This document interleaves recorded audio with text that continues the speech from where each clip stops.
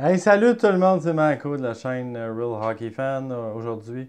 J'avais envie de vous parler des petites notes là, que j'ai vues dans l'actualité. C'est ça, des petites notes que je voulais partager avec vous autres. Donc, je vous rappelle de vous abonner à ma chaîne, partage la vidéo si tu aimes ça, ce que tu vois. Puis, like, surtout, des petits pouces bien bleus, bien intéressants. Ça, c'est bon pour la confiance. Ouais, c'est ça. Fait que dans le fond, je vous fais une vidéo pour une petite nouvelle qu'on a regardée.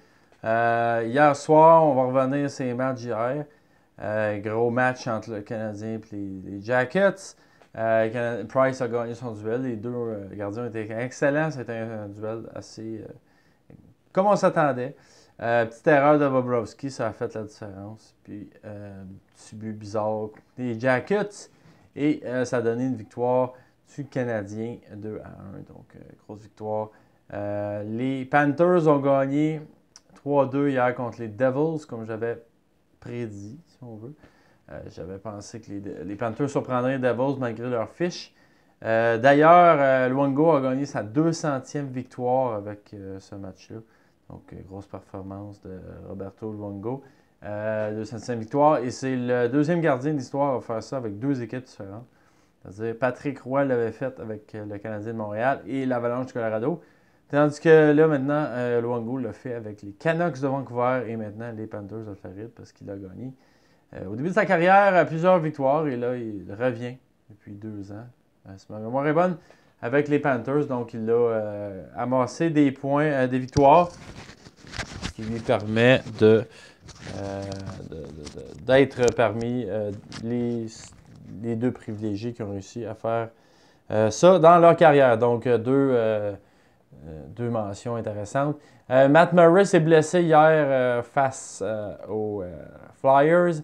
Les Pingouins l'ont quand même emporté 5-4.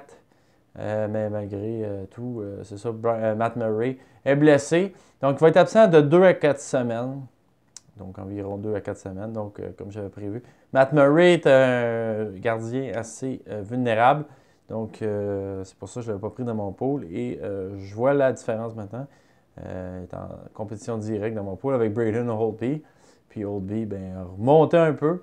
Et Matt Murray, 2 à 4 semaines pour les poolers, si vous voulez. Vous savez, Matt Murray. Surtout qu'on est dans une période d'échange présentement avec le pool RDS, entre autres. Donc, les autres pools, évidemment, vous avez d'autres conditions. Mais moi, je vais parler seulement de celui de RDS.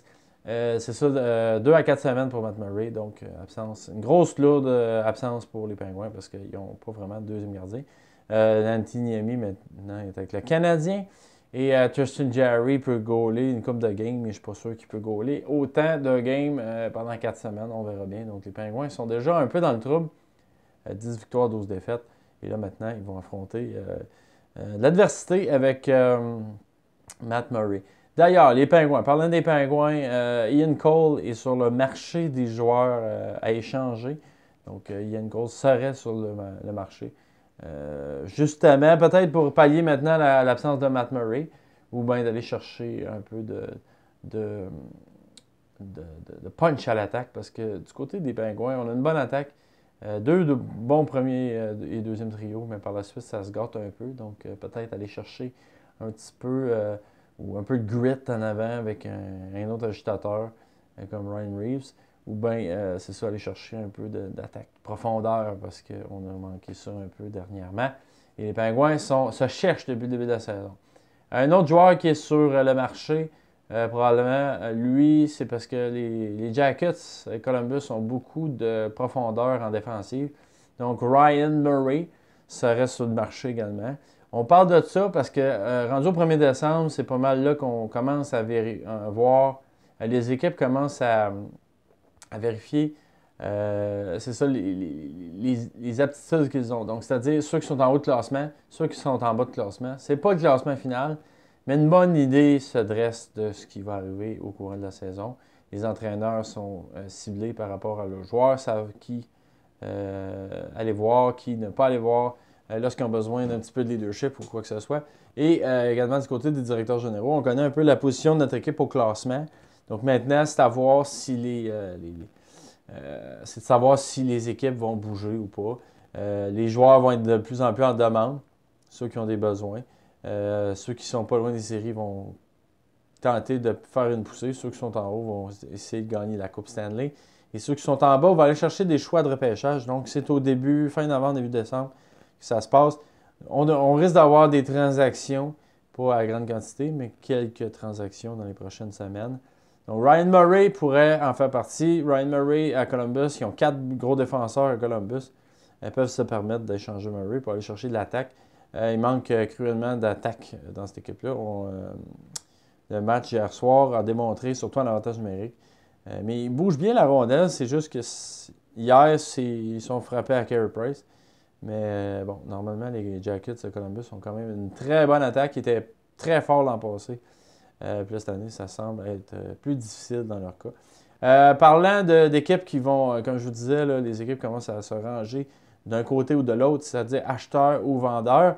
On a 2 équipes qui semblent être aux côtés des acheteurs, puis c'était pas prévu vraiment au début de la saison.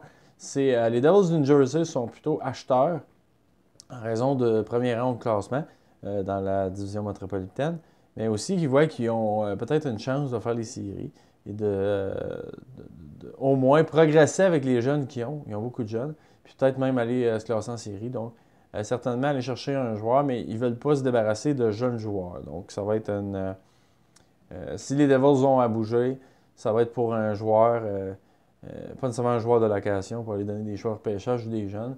Ça va être un joueur de complément, plus un troisième trio. Peut-être pas aller chercher un gros. Ils n'iront pas chercher un gros joueur. Je doute fort bien. Parce que les gros joueurs vont être. Ça va être des joueurs pêchage en donné ou d'autres joueurs. Puis comme les Devils n'ont pas nécessairement beaucoup d'atouts offensifs et même défensifs, donc ça va être difficile pour eux d'aller chercher des grands joueurs. Donc ils vont sûrement aller chercher des joueurs de profondeur. Les Islanders aussi sont du côté des acheteurs. Eux ont une bonne attaque défensive correcte.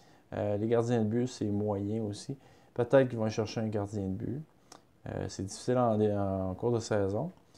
Sinon, ils vont peut-être aller chercher du côté de la défensive, je crois. Donc, pourraient être des bons partenaires avec les Devils, mais le problème, c'est que les Devils sont dans la même division.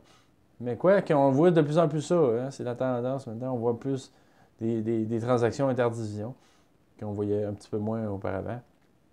Donc, ça commence à être un peu plus fréquent dans la Ligue nationale de hockey. Et mon dernier point pour terminer cette vidéo, c'est Ryan Nugent-Hopkins qui serait, on en a entendu parler quelques fois, Nugent-Hopkins est un choix pour bien des équipes parce que son rôle à Edmonton, sur le troisième trio, c'est pas vraiment. C'est un centre, puis il y a Draisaitl puis McDavid en avant de lui. Donc, Nugent-Hopkins pourrait être une monnaie d'échange pour avoir un bon défenseur du côté des. Ou à chercher un allié ou un défenseur. Mais je pense que les Oilers ont besoin de défenseurs. On commençait à avoir une défensive correcte. Puis là, c'est d'aller concrétiser cette défensive. Donc, peut-être aller chercher un gros défenseur pour Nugent-Hopkins. Donc, c'est ça. On parlait de Nugent-Hopkins, entre autres, avec le Canadien de Montréal, mais le problème, c'est que qui voulez-vous la changer, Nugent-Hopkins? Je ne sais pas qui le Canadien veut donner, mais bon, bref. Je pense pas que c'est ça qui va arriver. Donc, voilà. C'est en gros la petite vidéo que je voulais faire aujourd'hui. Parler un petit peu des conditions des équipes dans la Ligue nationale. On va en parler un petit peu plus au courant des prochaines vidéos parce que, c'est ça, il y a beaucoup d'actualités. Il devrait y avoir un petit peu de mouvement de personnel. Je sais que le 1er décembre aussi, c'est la journée qu'on ne peut plus ajouter un joueur sur le ballottage. En fait, si on signe un joueur, il doit être passé par le ballottage. Donc, à partir du 1er décembre, peut-être qu'on va voir quelque chose par rapport à ça. Et comme je vous disais, c'est du côté des acheteurs et vendeurs.